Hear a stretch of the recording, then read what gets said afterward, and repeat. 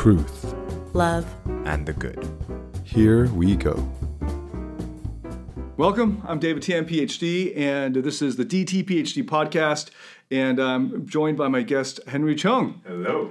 And we are here in Singapore, back in the Fusang offices. Yes. And you might have, if you're watching this on video, you recognize this backdrop. Yep. And it's good to be finally in the same city after so many months corresponding over the oceans. Makes life a lot easier with just one mic. Yes, that one mic really helps.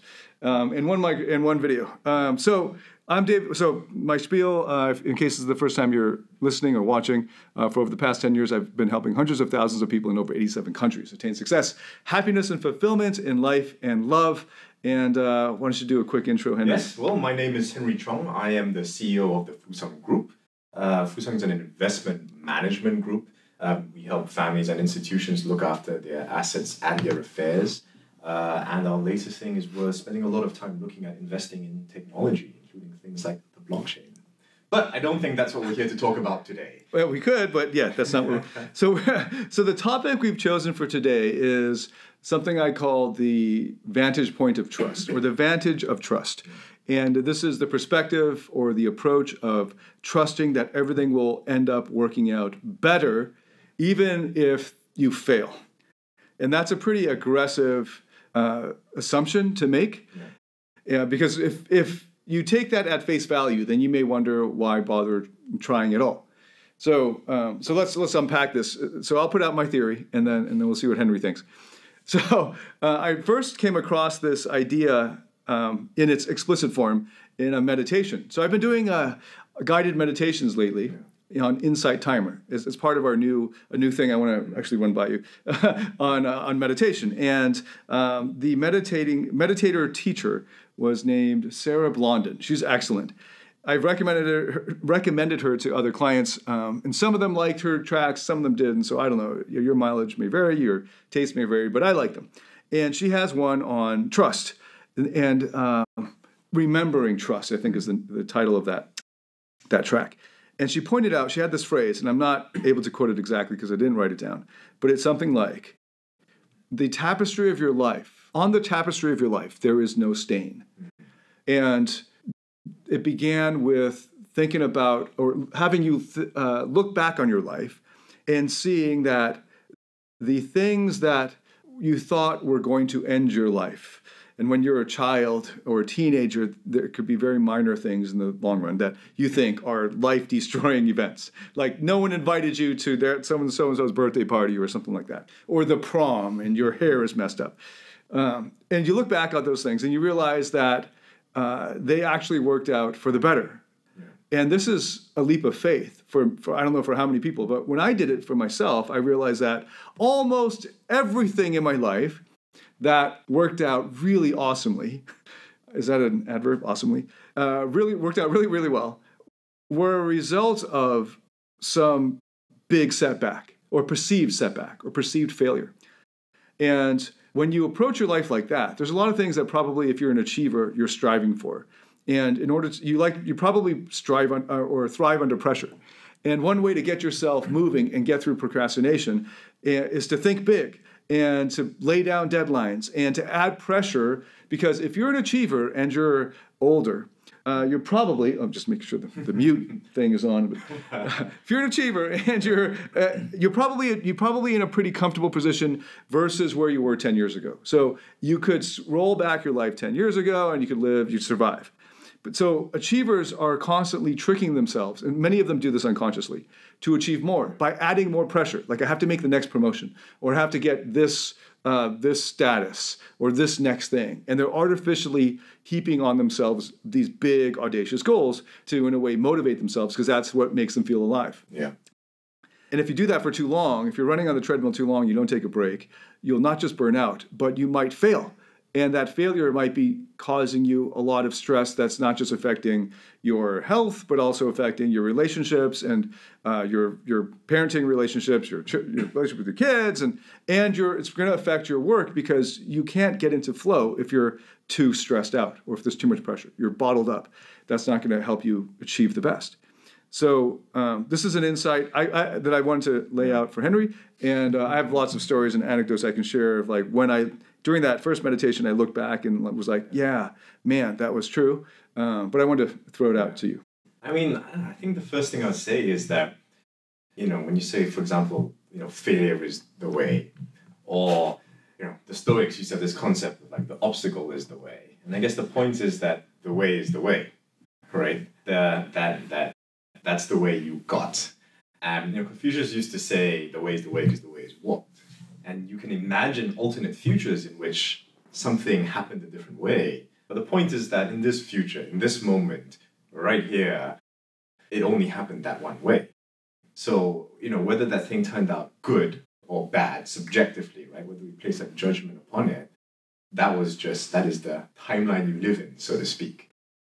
And whether or not things turn out well, again, it's just purely up to our perception. But in a sense, they couldn't have turned out any other way.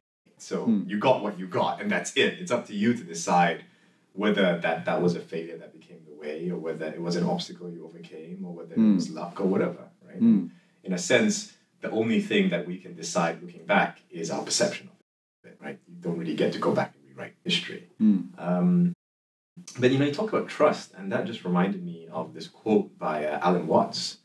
And he said that, and actually a painting by his title, and he says, the thing is to trust the water, right? If you struggle, you will drown.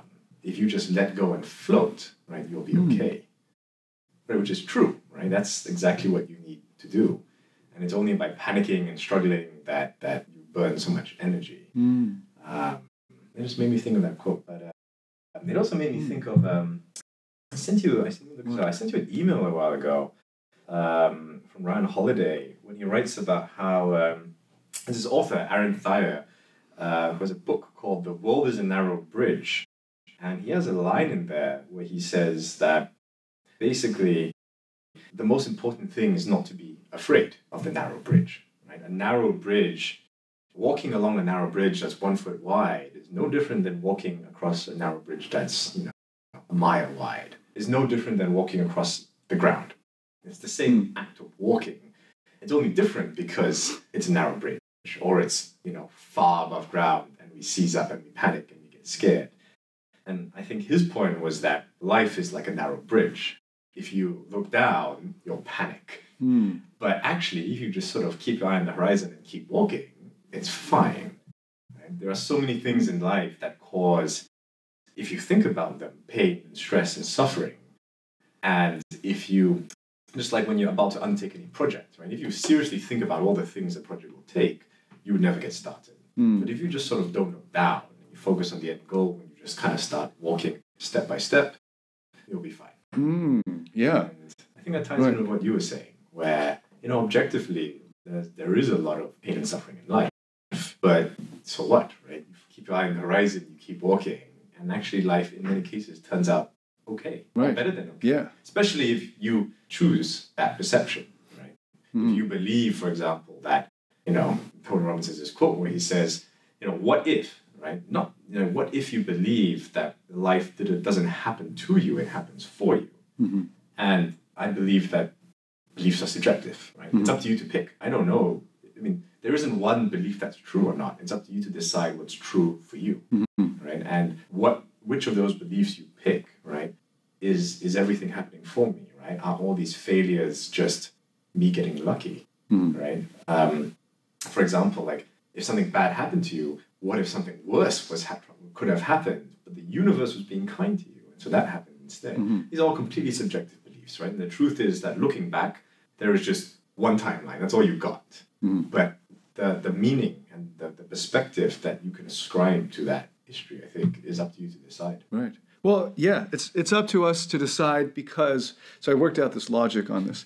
So positive delusions are, but they're positive. There's something in psychology called positive delusions. This is when the patient, the subject, is deluded. Maybe they think they're, a grandiose delusion is one where they're hallucinating in a way. So they think maybe they're a secret agent. But because they think they're a secret agent, they think they're super smart, they're very powerful, and they maximize their gifts or their intellectual abilities, and they go for it. And when you feel like you're confident, you might feel like you could be a secret agent, and you can pull off all kinds of things where in your more sober mind, you would have been scared. So there are such things as positive delusions. And in attraction, like I studied how to attract women and taught it for many years. And one of the most advantageous mindsets was if you believed that you were attractive, or at least had as much social value as the person you were talking to. And in fact, it's best to not even think about that, but that you just think that you are of value and the other person's of value. Just something simple like that. But if you were to look at it more objectively and were to poll people, you might get a score that is low for you, that's lower than the person you're talking to. But in the moment, if you don't think about that, or where you're even going to be even more attractive, if you're positively deluded that you're attractive, she's going to suddenly think, why is he so confident? There must be something else about him that I haven't quite got yet. And because you're so confident, because you're positively deluded, you probably are charming because you're going to say funny things, you'll tease her and all of this other stuff. So positive delusions, to a certain extent, help. And to what extent? Because then there's a reality principle, right? Ray Dalio and principles, that's one of the most powerful ones, that you must always pay attention to the reality, especially when you're dealing with money. There's only so much that you can delude the market. You delude other people, but it's harder to delude numbers. So you need to take into account the reality. Now, here's how it all works.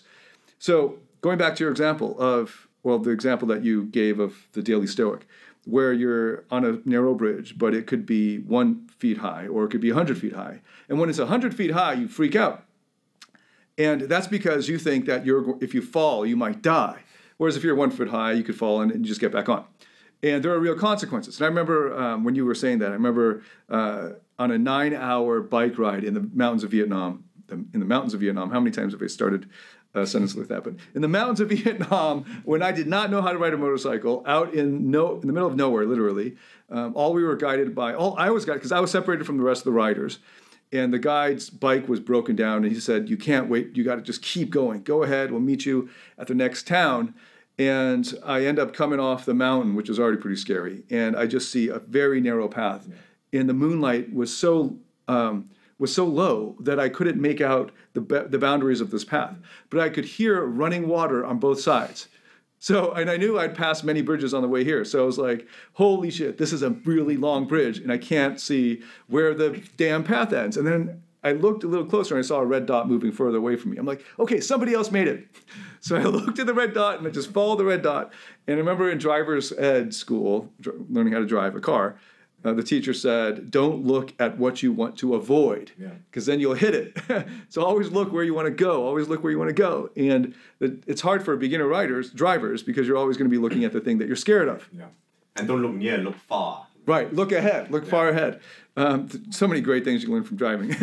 Life lessons. So anyway, I looked pretty far. This red dot was already pretty far along, and I just followed the path, and I could hear the water. So if I attended to that, I probably would have freaked out and maybe just squirreled around a little bit and fallen over. I found out the next day they were rice patties but that were being irrigated, but they were quite high up, right? It still would have been quite uncomfortable. Anyway, so I went across and I made it, but part of me was just, I'm homing in on one little red light and blocking out all other stimuli. And I got across pretty easily, just like as if it were just flat ground. And it's your brain that freaks you out. It's your perception. So here's how the logic behind navigating the reality principle versus positive delusions. You have to accept, you have to see, it's easy to accept it once you see, that your vantage point is limited and your knowledge is limited. If you had infinite knowledge, if you were God, then you should always use the reality principle. Right? If you could look forward in time, if you knew everything, but you don't. You have a very limited vantage point of reality.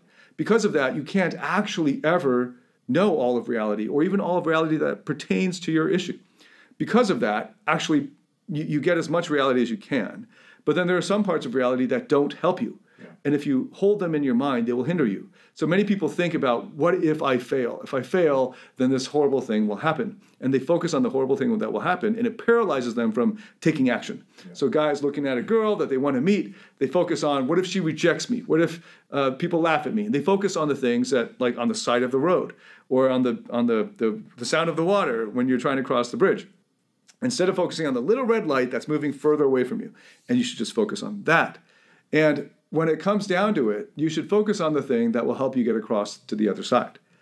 Yeah. And have a very narrow focus on that. And sometimes that light isn't there. So you have to positively delude yourself that that's there to get you across. And if you're smart, you know, if you had to stop and think about it, that this is a delusion, that the chances of you actually succeeding are much lower than you're tricking yourself into believing. But if you're going to get this done, you have to have that confidence to pull it off, so you have to think it's higher than it is. It's sort of like that little red dot. And so, of course, the little red dot ahead of me in that bridge thing was another rider, right? So you're thinking there's somebody else who's done this before, even if you don't know anyone who has. And or you can think about it fictionally. So I used to have fictional role models because I just couldn't find anyone in real life that was like that. Or there might have been some approximations, but no one like that. So why not just take the fictional role model and trick yourself into believing there really was somebody like this, and strive towards that as a role model. So the logic actually works because of our limited knowledge. We have, the intellectual humility or epistemic humility, which would cause the reality principle to be more limited than it would than some people might think it would be, and that allows room then for positive delusions. Yeah. No, I know. I think that's a great story. I mean, the thing about fear is that it's not just uncomfortable, right? Behavioral psychology and performance science tell us that in certain situations, being afraid or overthinking the activity. So if you genuinely are not that good a bike rider, thinking about how you are not a good bike rider isn't going to help you at all. Not just not help you, it will dramatically impact your performance. Again, to your example, if you're focused on how bad a rider you are, you're not focused about where you're going. And that can be disastrous, especially in situations where you don't have a choice. It's like, okay, well, I'm on a bridge, I got to get across. It's not particularly helpful to me to think about the reality. I just got to focus in on the outcome and achieve it, or else. And I think that's a very powerful point. Yeah, I think that beliefs are like tables, right? You need legs to support them. And you can have a belief for a while if no one comes and tries to push it over. But if faced, let's say you have a belief that's only a table that only has two legs, if faced suddenly with this strong oppositional force, it'll just fall over. And I think beliefs are the same way. We can believe something about ourselves until faced with some unavoidable reality, and then that belief might collapse. And the only way to make sure that the belief doesn't collapse, the belief is firm, is for it to have legs. And for beliefs, I think those are things like experiences, right? If you have experiences you can point to, that forms like a foundational leg for your belief. So, for example, if your belief is, I can ride a motorcycle across a rice paddy bridge, one really strong leg is, and I've done it before, can probably do it again, right? And the more legs you have like that, the stronger your beliefs become. So I think that reality is important, and you do at some point need these legs to support your beliefs, otherwise they won't last. But then the problem is, okay, well, how do I get going, right? How do I get that first experience of having ridden a bike if I don't even believe that I can? And I think that's where it comes in, where you sometimes need a bit of that positive delusion to say, you know what, I'm just going to try. I've never done it before. I think I can, right? And once you do it the first time, you've got one leg, and then you can do it again and again, and the belief gets stronger and stronger. But at some point, you just need to get over that initial threshold and take a leap of faith. And I think it's like that in a lot of things in life, where you will, again, we don't understand all of reality. You will never have all the information to make a decision. So at some point, you say, you know what, like, you either go or you don't, and that's it. Yeah. So there should be another term besides positive delusion for positive delusions that are informed by reality. Yeah. So the ideal state, well, the state that I'm aiming for, is where you realize that the delusion is a delusion, but you're adopting it consciously because it will help you towards your goal. So knowing that you're 100 feet off the ground is something that's in the back of your mind, because you need to be really more focused on the thing you're going to focus on and ignoring the things you need to ignore than if you had a bigger margin of error, like you're 1 foot off the ground. And so you should never ignore reality. That's really important. In fact, one thing to point out, we had some audio difficulties because I had forgotten, because it's been so long since we've done it by, like the two of us in the same room doing one, that I had the wrong setting on the microphone. I also hadn't focused the video camera. Because I usually have somebody else videoing me. So there's a mistake that with the trust Vantage, or the Vantage of trust, I'm hoping that somewhere down the line this will work out even better. Maybe as a teaching lesson, I don't know. But another example of a mistake was, and so by the way, the original point wasn't just positive delusions, because that's actually much bigger, and there can be some debatable examples of positive delusions. But I was talking about the Vantage of trust, where you give your all, you give it your best shot, and you still fail. And instead of just giving up or getting really depressed or heaping on even more stress, you just trust that things will work out. And the older you get, usually, especially if you've been an achiever, you can usually look back and see that the things that you freaked out about in your early years really weren't that important. And in fact, because you failed, you ended up in these other situations that actually worked out really, really well. Another example of where I'm applying trust in my life is I just got into an accident out of complete sheer stupidity. It was on a Saturday morning, and just running in my new running shoes, and partying with some friends, and I stupidly ran because I was running because I thought I got these great running shoes, and I wanted to show them off, and I ended up falling flat on my face, breaking my 2 front teeth. I hit my head twice on the floor, so I whiplashed my neck, which I didn't discover till the second day, and was completely stiff, and still have that stiffness. I can't look all the way to the left yet, and for at least 3 days. I had that stiffness, and then all like bruising on my chin, all that other stuff. But the worst was the fact that I broke my 2 front teeth. And I couldn't get insurance to cover it easily until I got back to Singapore, because my insurance is based in Singapore. So I had to, and I couldn't change my flight because it was booked on miles, and the miles availability at that category had no openings until my original flight. So I had to wait 4 more days with broken teeth. Couldn't eat besides like congee and soup, and so that sucked. And I couldn't film. I had to cancel 2 filming shoots, and we had brought in, we had arranged for 2 filmographers in that city, in that foreign country. So we had to call that off. We ended up just meeting for dinner. So that sucked. And for the first 2 days, I was really angry at myself, which I'm still angry at myself. But I was also sad and depressed and kind of like, damn, I had to cancel all this, and now I'm going to have to pay for this, and then hopefully the insurance. But then I was worrying about whether the insurance would cover it and all this stuff. And I think it might worked out even better. So you might hear a slight lisp because I have temporary caps on right now.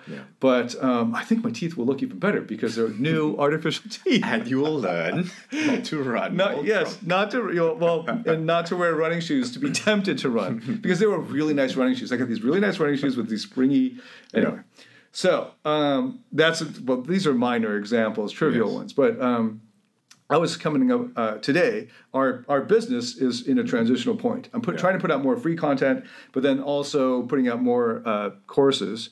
And the courses are taking a lot of work. They're taking out a lot of time, more time than I had scheduled, and that's preventing me from putting out things like the podcast as much as I'd wanted. In addition, we're trying to meet a new part of our audience, our market. So the price points are different, the style of delivery is different, and it's not what I'm used to. And because of that, actually, our that transition point is always where the scaling will have a weakness.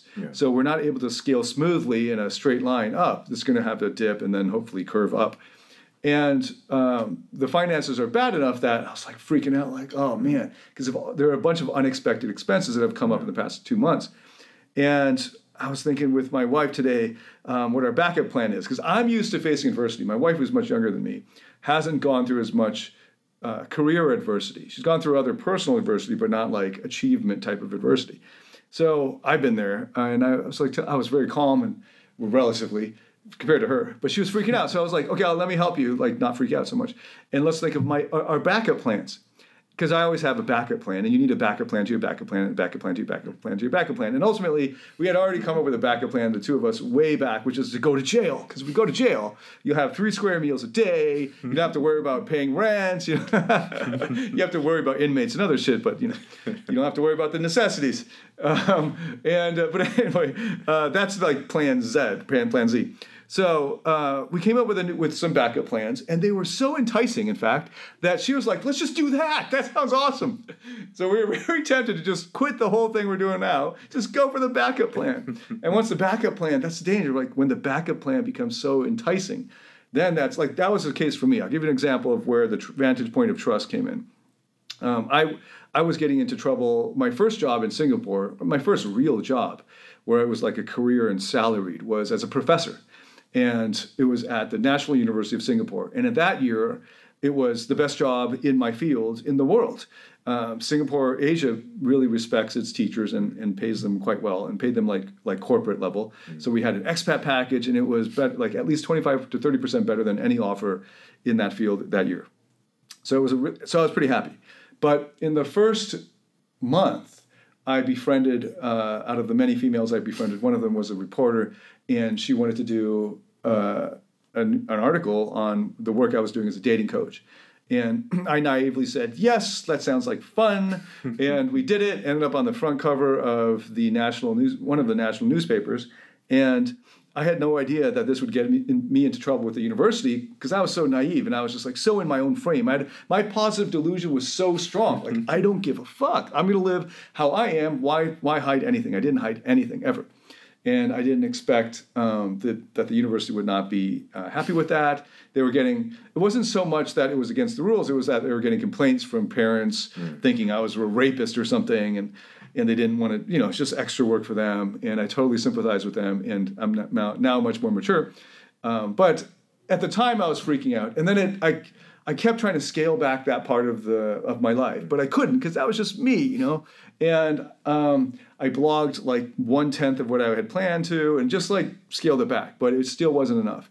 And by the second year, the chair of the department had started a witch hunt on me and pulled out my third-year students and asked them if they knew whether Professor Tian had any sexual relations with any of the students. Of course, I had none. I was completely clean. Like, I wasn't hiding anything. I was completely clean.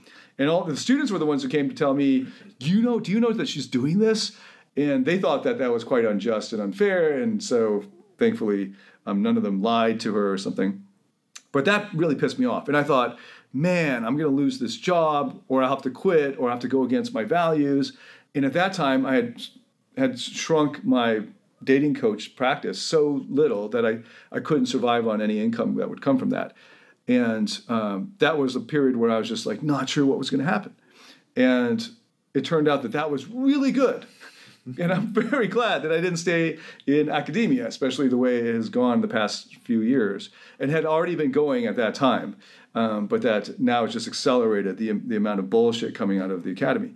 And what had turned out to be this pressure and stress that I thought was going to be career ending. In fact, it was career ending, but it was a good career ender to begin another career. And when your backup plan, because at that time my backup plan was to grow the dating coach thing, and I just needed to bide my time to get that happening. When your backup plan becomes more enticing than the thing you're doing now, that's when maybe you should really consider that. Now, it was, just as a caveat, it was enticing to my wife. So I'm still not as bullish on the backup plan. It's still a backup plan, but it's good to have one. And it's good to okay, that's part of reality.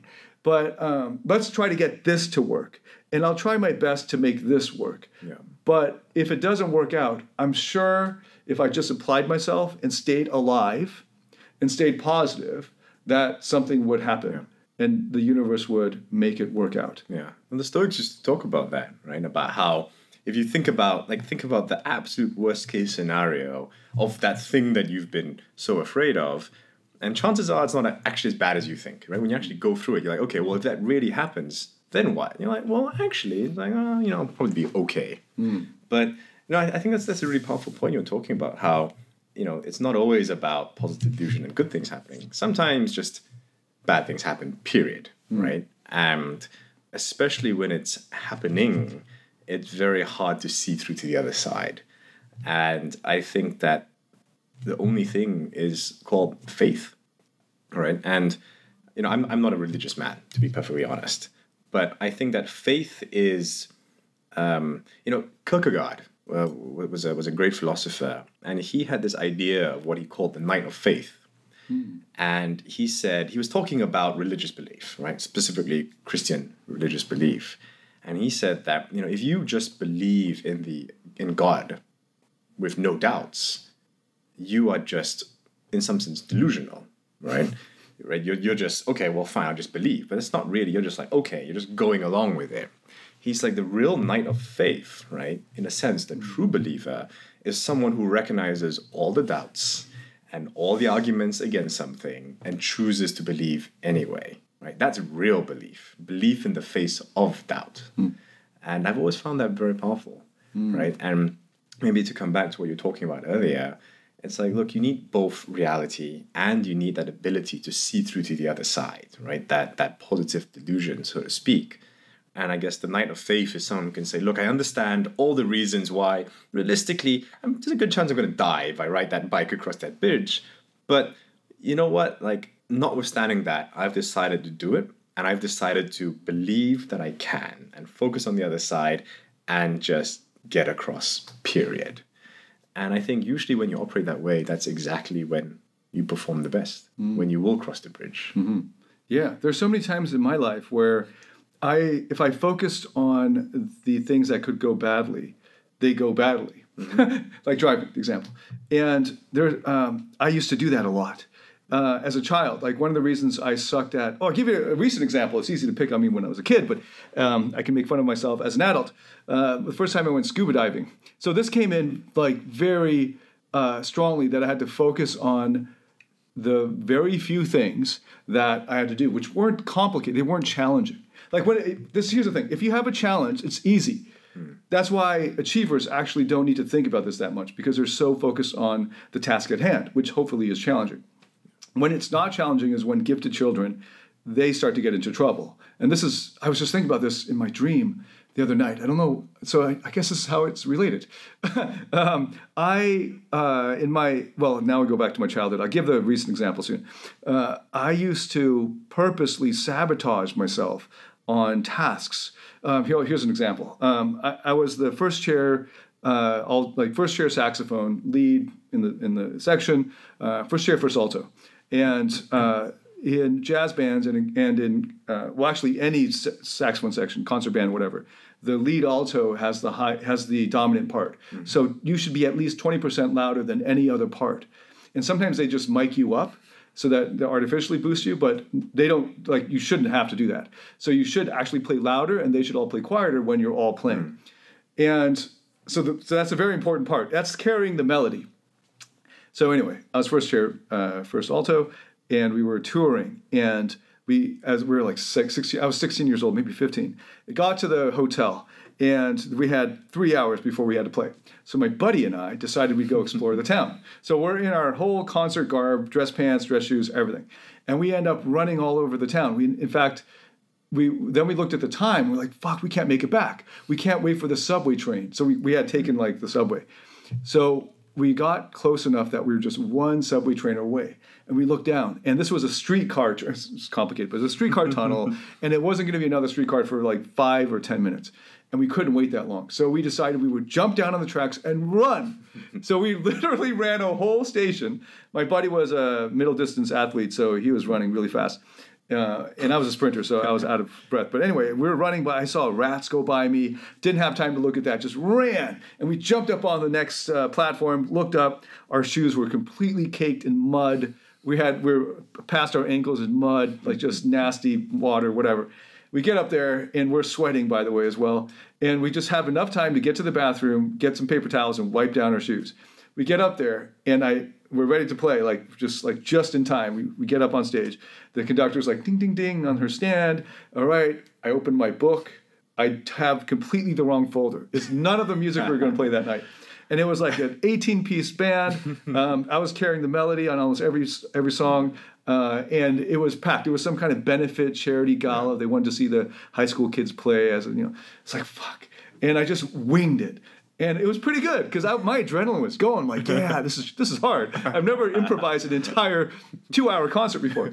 And I was looking at my second chair alto's page, and I told her what was happening. Like in between, I don't have my music. And she's like, oh my God. So we tried to share it. She tried to shove her music over to me. So I was just trying to play a third above her for most of it. And of course, I made mistakes. So the conductor about the third song looked at me all weird, like, what the fuck are you doing? And I'm like, I don't have the music. And anyway, I still remember that. But I loved it. I felt guilty. I felt bad, but I thought, man, this is fun. Who else has ever done this? And it's only 30 years later, I look back, I'm like, that's my that part of the thing that has limited me is that if I don't have a challenge, I will purposely screw things up so that it's challenging because only then is it fun. And if I had understood that about myself earlier, I would have not made so many screw ups. So one thing I know now is that even though I'm not optimally a multitasker, so if it's an important task, I need to focus on that one thing only and block out everything else. But most of what I do, to me, intellectually, isn't that challenging. So I would just not do it. Like bookkeeping, for instance, that only I can access certain accounts. I would just drag my feet. There's so many other examples. Writing, that was very easy. Perfunctory email responses, things like this. So if I could hire it out, I would do it. But there's some things that only I can do because of security reasons. I end up just opening 3 different windows. I'll listen to a podcast. I'll throw some music on if necessary. But just to keep my brain occupied, because otherwise I won't do it or I'll mess it up just so that I can fix it later, and that will be hard. And so the vantage point of trust is sort of related to this in the sense of recently, I was trying to think of the. So recently I messed up, and actually, let's just talk about the vantage point of trust, and I'll come back to the recent example because now I want to bring it back to that. So the idea of the tapestry as being the fact that there is no stain on it, and at the moment you think there's a stain, but if you have the bigger vantage point, and you continue to paint this, I guess you're not painting a tapestry, you're weaving a tapestry. And at the end of the day, what is the most valuable in the piece of art are those little imperfections. Because the little imperfections are the ones that copiers can't reproduce so easily, or that makes it special, makes it different, makes it unique. Like the example of the cracked vase, or the example of the teacups that, these ancient teacups from Asia that sometimes people buy and wash. Right, and they think that the green stains in the teacup are imperfections, but that's why they're so valuable because they haven't been washed. The same with the Stradivarius violins. It's all of the grooves and the imperfections. That's what makes it attractive. And in some ways, it's the same with people. So if you think about if you have a scar in your face or some asymmetry in your face, technically speaking, you should be less attractive. But the studies have shown that if you have a perfectly symmetrical face, or the closer it gets to symmetry, the more forgettable it is. And one way to create a symmetrical face is to amalgamate 1,000 faces, just combine them all, right? And you get this one artificial face in the computer. And it's a face that people will have a hard time recognizing or remembering. If you committed a crime and had to tell it to the police, you won't be able to describe it very easily. But if you had a distinctive scar, or your face was you had a tooth out of place, or your nose was crooked, or whatever, people will remember that. And in fact, not in a bad way, but that in a way that it stands out. And it's just that one little imperfection. So obviously, if your whole face is scarred, this is going to really affect your attractiveness. But if you have otherwise a pretty face, but you have 1 or 2 or 3 or more, but not too many imperfections, that's what makes you unique. That's a distinctive thing. And in your life, you don't know what those will be as they're happening. But those are the things that actually make life most valuable. Yeah, no, absolutely. And in a sense, those are the things that can't be replicated, right? And I think in a world where everything is getting flatter and flatter, and in a sense, right, competition is increasing, you see so many people sort of chasing the same singular point or the same singular goal. And I think that in so many dimensions of life, it is only those unique things, right? Those imperfections that make you different, right? If you're playing music, it is your unique quirks, in a sense, right? The deviations from perfect that make your sound so unique. Otherwise, I can just get a computer to play it. Exactly. And I think that'll be true of so many things where, well, to be human is to err, right? In a very real sense. And perhaps that is your only competitive advantage, to find whatever is unique about yourself, and yourself is an amalgamation of all these failures, if you will, or mistakes that you've made in the past, and figuring out how best to leverage that unique, weird mix, bundle of failure and mistakes that has made you, and has made you the only person that you could be. And I guess maybe to close, just one. There's this quote from The Matrix, actually, which is a fantastic movie, and I think everything you need to learn about philosophy you can learn from The Matrix. my philosophy tutors at Oxford were not amused by that comment, but there's a scene where Neo, I think, is meeting with the Oracle, and she basically says that he's come to ask her, tell me what I should do effectively. And she says, no, you've already made the choice, right? The key now is to understand why you made that choice. But also, she had this line where she says, know that what happens for a reason and couldn't have happened any other way. And I was like, that is very interesting. Yes. Sort of reminds me of the ending of Infinity War Part 1. Which was a great cliffhanger. Yeah. That's how you sell tickets to Part 2. let's not talk about that, because I'll go down that rabbit hole forever. The one trick about all of this is that, is that you can't force it. So a great example from the one that you brought up, which was a great example, is the classical musicians and even jazz musicians now are not even being replicated yet by AI, but that they all sound the same. So Malcolm Gladwell's written about this, how you could go into any major city and just hire out an orchestra.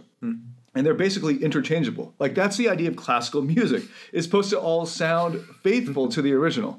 Now, there are those who have a flair, a personality. They dress differently. And when they play the solo, they deviate or they put this emotion into it that leaps off the page. It's different from just reading it off the page. But the backup orchestra, so to speak, is supposed to not deviate from the page. So they're not supposed to go out and break out in some improvised solo. They're supposed to play what's on the damn page, right? And then the soloist can put some flair into it. But if you're just like the second trumpet, you're supposedly interchangeable with any other second trumpet in any other major orchestra anywhere in the world.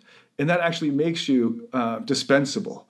And this is actually happening in jazz, the one music form of, I guess it's now classical, that it shouldn't happen to, because there's so much based on improvisation. But because there are academies of jazz, conservatories teach jazz, there's a sound that the average teacher wants you to sound like. And you're all looking back to certain figures, Charlie Parker, John Coltrane, Miles, at various stages, and you're all trying to sound like him, that it's really easy to just sound like a good jazz player. And there are thousands of good jazz tenor saxophonists, just even that it's hard to tell your distinctive sound. And the ones who have some weirdness, so I remember there's a guy named Joe Lovano, who's a great tenor saxophonist. And I used to be really, really into jazz. This was 10 years ago. I'd just geek. I'd buy every copy of Downbeat magazine. I'd read. I'd listen to everything. So now I'm a little bit less informed, but even now I still see Joe Lovano pop up.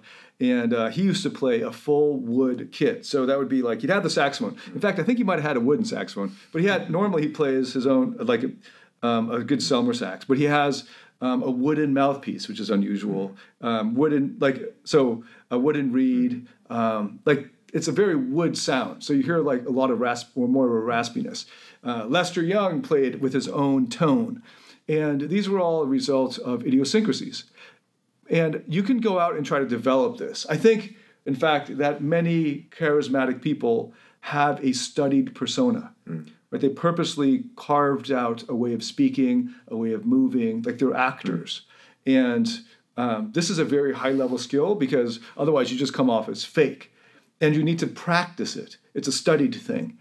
And especially if you're an actor, I'm sure all of them are doing that. If you look at The Rock in his interviews in the 90s when he was WWE early Rock, and then what he's like now is totally different. Same even with Jordan Peterson to a certain extent. I've seen his old videos where he's very relaxed, very jovial, jocular in a way. And now he's much more stern. He's a lot thinner. He's dressed a lot more GQ. And he's got, it seems like, a more studied persona. That's not a bad thing. I mean, especially if it's consistent with who you are. It's just a part of you that you bring out. Just like when somebody learns how to pick up chicks, so to speak, he would probably, for him to learn that, he probably wasn't good at it before, and therefore he has to have a different way of presenting himself. And that's just a part of him. As long as he knows that that's a different part, that that's not all he is, and his whole identity is wrapped up in that, it's perfectly fine. But this idea of trying to go out to create the failure in order to get the good, like the thing that will come out of it, is actually sort of paradoxical, right? Because then it wouldn't be a failure. So all of this having been said, like the vantage point of trust is you give it your all with looking at all of reality that you have access to and keeping that, like basically doing what you ought to be doing anyway. Yeah. But if it doesn't go well, if you gave it your all and you failed, don't freak out too much and don't kill yourself. Yep. Because often the best thing's around the corner. Yep. And there's a great book called Think and Grow Rich. I don't know how you feel about it. I used to love it. Now I'm sort of, some of it's really good. One part that's really good is he had a phrase, 3 feet from gold. I think it was 3, it might be 6. Yeah. And the idea was just like somebody bought a mine for millions of dollars and thought there was gold in it. And he mined it, and he couldn't find any gold. Then he sold it off. Then the next guy who bought it did some more research and discovered that it was like 3 feet from where they had dug. And there was a ton of gold. And so part of the lesson there is, for personal application, when you think it's the hardest, when it's the darkest time, is actually just when the light is coming, like when the sun's about to rise, right? Like, so that dark period, keep going. Yeah. And you might think that that's it, game over. You got to put more coins in the game, or you're done. Actually, just don't put the coin in yet. Don't press any button yet. Just keep going. And something good was probably coming around the corner. Yeah. It's when people just give up, right? And then because of their despair, they do other things, self-destructive things, that then spirals them down into hell. Yeah. But if you're in hell, just keep going. Don't stop in hell. Yeah, no, absolutely. Well, there's this quote I've always liked, and I think it says, "Be patient. The universe is running right on schedule." Right. Yeah. It's hard to do, though. I mean, like, obviously it could sound very new agey, like, oh, trust the universe. That's why I really don't like the verbiage of, and I've already dropped it a couple times, saying the universe has some agency. But so trying to think about it, what it's like from the inside, going through things.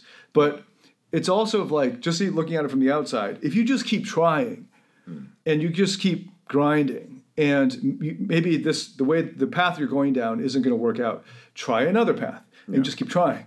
And I'll give you some personal examples, so maybe it'll come home, like make it more concrete. Everybody. So this is one that most people can relate to. Your first breakup, or the first time you got dumped, because you might have been the dumper. So the first time you got dumped, and if it was your first relationship, that's doubly hard. And it's just sort of like, oh, my life is over. Love does not exist. And you go through that 500 days of summer kind of depression. And as you get older and wiser, you realize that was a really short-sighted way to feel, like interpretation of the events. And so here's some more. I guess I'm a lover of sorts. All of the examples I just immediately thought of were all relationship stuff. But the most recent, I went through a divorce. If I didn't get through that dark period, I wouldn't have found my calling as a dating coach. I wouldn't have found because if I didn't go through that, I wouldn't have figured out what I'm doing now as a life coach, and I wouldn't have met you, Henry. I wouldn't have met so many other people that were so instrumental in my life. And if I hadn't been cheated on as the final straw to dump this narcissistic, vampire ex-girlfriend that I had then, I wouldn't have met my wife now. Yeah. And if I had just like fucked it all and I'm just going to go fuck around, I wouldn't have met my wife now. So there's so many things where you look back at like this, you don't see how you can connect the dots. Yeah. You don't see where the dots would go. But looking back, you can see how that stain in the tapestry actually perfects the tapestry. Yeah. And it's not just about, again, like success or failure. It's about things needed to happen at just the right time in just the right way for all of everything to come together the way it is. So, right? because I'm tempted now to purposely create failure so I can get the benefit. Like that would be like getting a tapestry and then purposely trying to do imperfections. Yeah. And maybe, but like I said, I think everything has a rhythm, right? And you talk about the universe or nature or whatever you call it. Nature has a rhythm, right? Plants grow at just the right time, right? Not too fast, not too slow. And I absolutely believe in personal agency, very much so.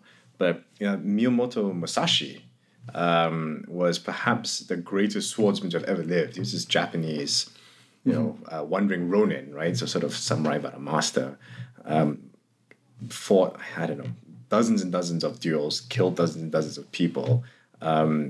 Definitely among the sort of the supreme tacticians and thinkers about warfare that ever lived, and wrote a famous book called The Way of the Five Rings. And he talks a lot about rhythm and timing in that book. And he says it's not always just about being faster. It's about being at the right time, right? He's like the master of strategy is neither too fast nor too slow. The whole point, because you say too, right? It is just the right time.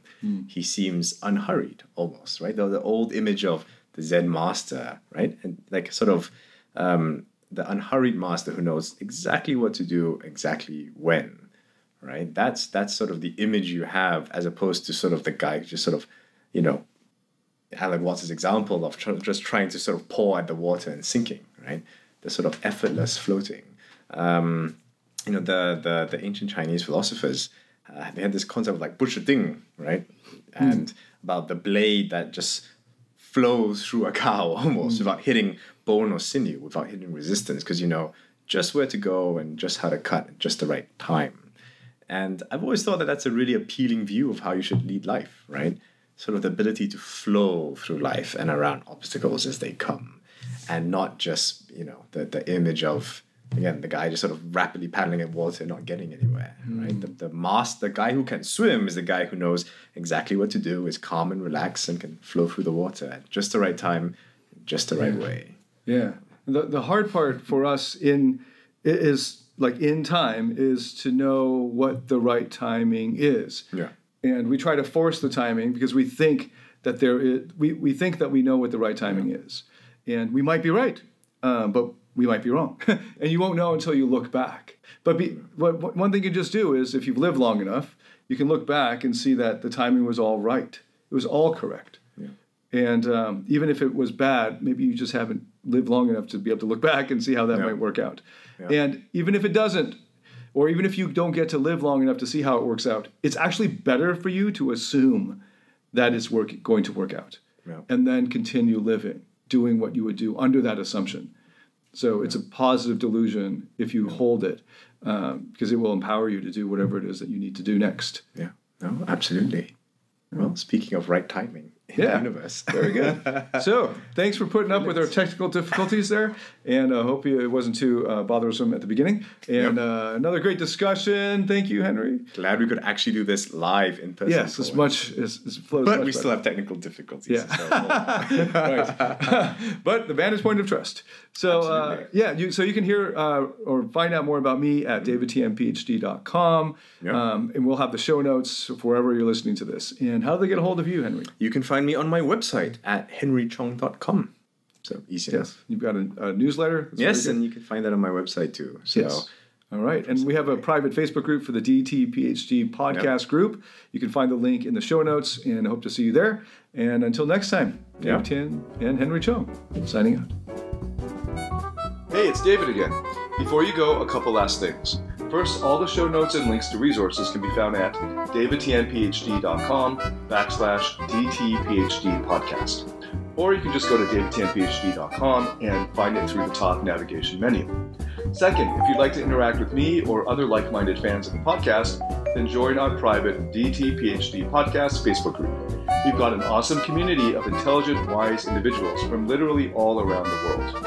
You can send a join request to the group using the link you'll find in the show notes of every podcast at davidtianphd.com/DTPHD Podcast. Click the link, log into your Facebook, and then click to join. We approve join requests every day. So go to davidtianphd.com and click the link to join. See you inside our group.